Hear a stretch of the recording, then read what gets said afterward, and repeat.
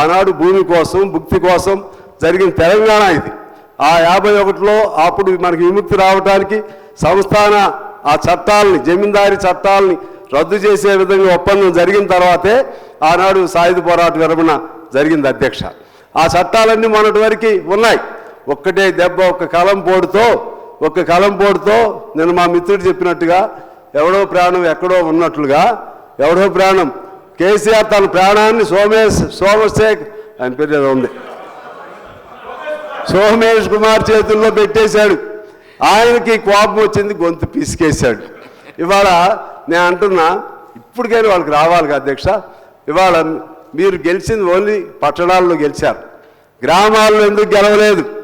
మీ ధరనే మిమ్మల్ని నాశనం చేసింది. ఇప్పుడైనా సరే దాన్ని బాగు చేసే సలహాలు ఇవ్వండి. ఆ విధంగా చేయలేదు. అందువలన నేను మీకు మీ ద్వారా ప్రభుత్వానికి తెలియజేసేది ఏంటంటే ఖచ్చితంగా మళ్ళా 50 రక్షిత కౌలుదారీ చట్టం ఉంది. దాన్ని మీరు ఆబ్జెక్టివ్స్లో మెన్షన్ చేశారు, కానీ లోపల క్లాజెస్లో పెట్టలేదు. దాన్ని పునరుద్ధరణ చేయమని చెప్పి నేను మిమ్మల్ని కోరుతా ఉన్నాను. అలాగే 70 సంవత్సరాలు ఉన్న ఎస్టేట్ల రద్దు చట్టం దాన్ని మొన్న రద్దు చేశారు. ఆ చట్టాన్ని అది తిరిగి మళ్ళీ పునరుద్ధరణ ఉంటేనే దానికి అనుగుణంగా నిజమైన సాగుదారులకి అవకాశం ఉంటుంది అధ్యక్ష. అదేవిధంగా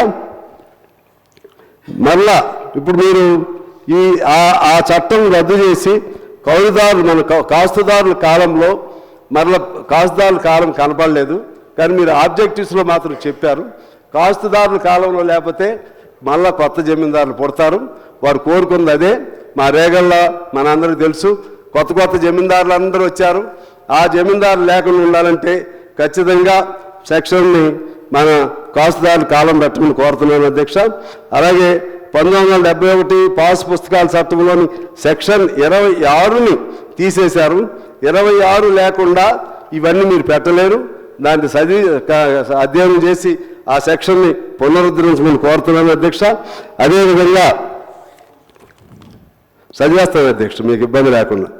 వారసత్వ భూములకు అప్పుడు రిజిస్ట్రేషన్ పెట్టారు, దాన్ని వారసత్వ భూములు రిజిస్ట్రేషన్ తీసేయమని కోరుతా ఉన్నాను. అలాగే రెవెన్యూ తహసీల్దార్ ఆర్డీఓ అధికారులను పునరుద్ధరణ చేశారు, అందుకు మీకు ధన్యవాదాలు. అదేవిధంగా 70% మంది ఇప్పుడు కూడా సివిల్ కోర్టులో ఉన్నారు. ఆ సివిల్ కోర్టుల్లో నుంచి విముక్తి జరిగే విధంగా త్వరగా పూర్తి చేయమని మిమ్మల్ని కోరుతా ఉన్నాను. చనిపోయిన వారి పేరుతో పాస్ పుస్తకాలు ఉన్నాయి, ఆధార్ తప్పుగా ఉన్నాయి, పాస్ పుస్తకాల్లో ఫోటోలు తప్పులుగా ఉన్నాయి, పట్టాదారుల పేర్లు తప్పులుగా ఉన్నాయి, పాస్బుక్ల్లో ఒకరి భూమి ఇంకొకరికి దఖలు చేయబడి ఉంది. అదేవిధంగా విస్తీర్ణం ఎక్కువ తక్కువలు ఉన్నాయి.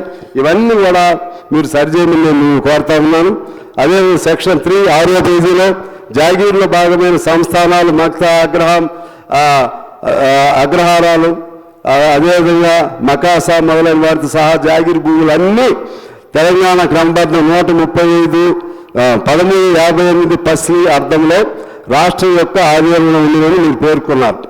ఆ విధంగా ఉంటే ఆ భూములు అప్పుడు అమ్ముకున్నారు.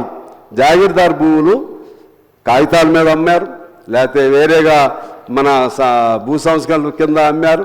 మీరు అది అలాగే ఉంటుందని అన్నారు తప్పితే దానిలో సాగుదారులకి ఆ భూములను యథాతథంగా ఇవ్వటం అనేది ఇవ్వబడతాయి అని చెప్పి రాయలేదు. అలా రాయిపోతే వేలాది మంది నష్టం జరిగింది అధ్యక్ష.